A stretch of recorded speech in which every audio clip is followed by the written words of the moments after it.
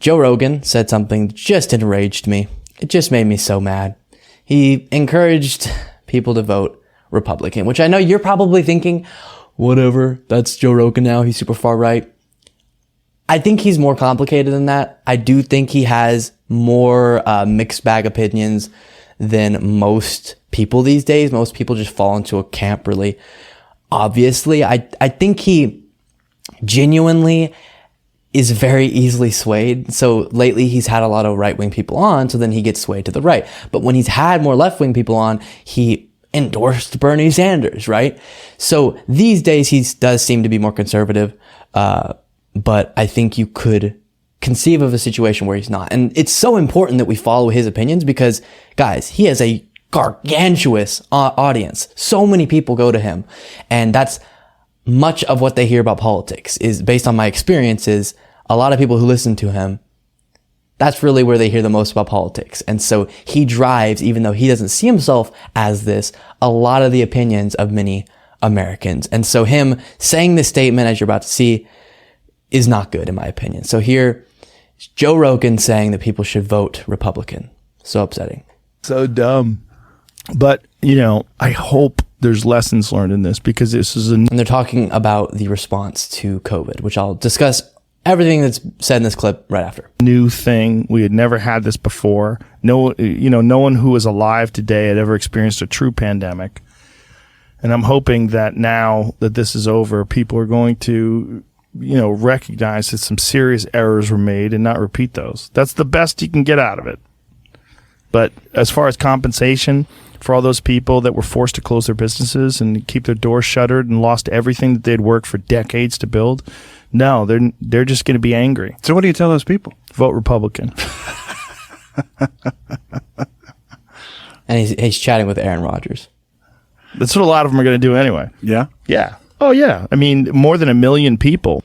Okay, so then he goes on to talk about how that affected kind of the voting population. So first off, he's wrong in the sense that if you're looking out for the interests of those business owners, it's not to vote Republican. Guys, the current Republican platform doesn't propose anything for benefiting the lives of people economically. The one legislative win of Donald Trump was a tax bill that, while some people got, short-term tax benefits from it, largely brought money up to the top, gave people at the very top of our economic society all of the benefits. And so the Democratic Party, however, makes meaningful investments in these types of areas. Now, they don't do enough. I have tons of critiques of them, but when you compare them to the Republican Party, there's no comparison.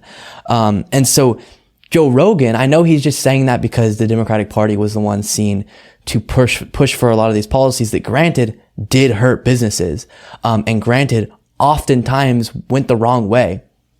And what I mean by that is we were in a moment where there was so much uncertainty.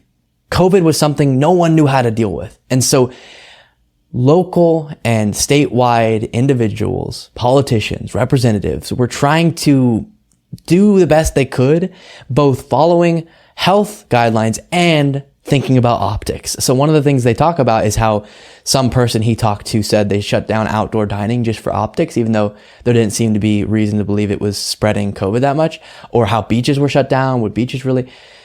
And I agree there was some just doing stuff for optics type actions from representatives. But again, I don't think people remember, maybe they do or they don't care, how much of a panic people were in. So if you're a politician, you're just trying to cover up the holes of the pipe that has a bunch of, has water poured in it and a bunch of holes where water are coming out. And you're just trying to cover as many as you can.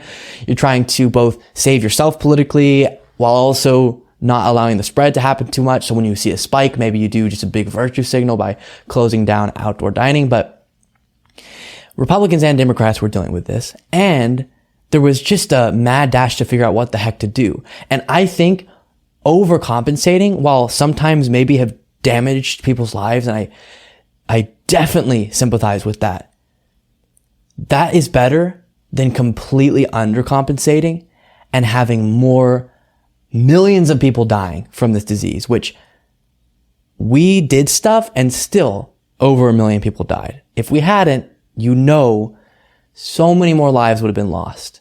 And I think that's what people forget, because the human toll of the shutdowns was real. Absolutely. And that has to be considered. But the human toll would have been even greater, at least from the deaths, if that hadn't happened.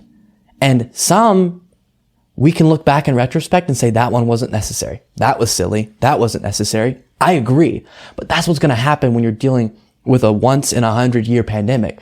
Some of the response isn't going to be great. So I agree with those critiques.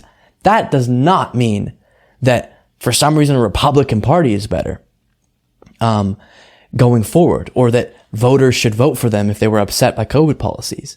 Because that's you supporting a party that has made themselves so clear to be against our democratic process. And if you care about having your voice heard, if you care about the next time this happens, being able to choose a good politician that maybe will respond in a way that you feel is better, then you should care first and foremost about holding our democracy together, which right now the Republican Party does not stand for. Plus, if you care about your economic life, the Democratic Party is 100% better for that, unless you're a multi-billionaire.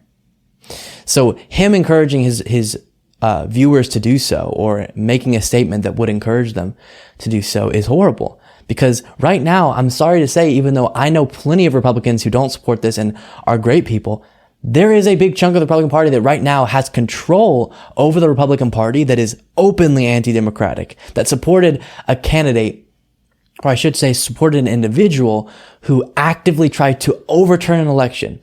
Plus, the things that Joe Biden has gotten done are going to benefit the lives of Americans. Some of the stuff he's done, and he hasn't done enough, but his recent Inflation Reduction Act, for example, is going to impact positively the economic lives of Americans. And so I think that's a bad move on the part of Joe Rogan. And he said similar stuff about Ron DeSantis, how he likes him, which is very scary based on Ron DeSantis' actions in Florida.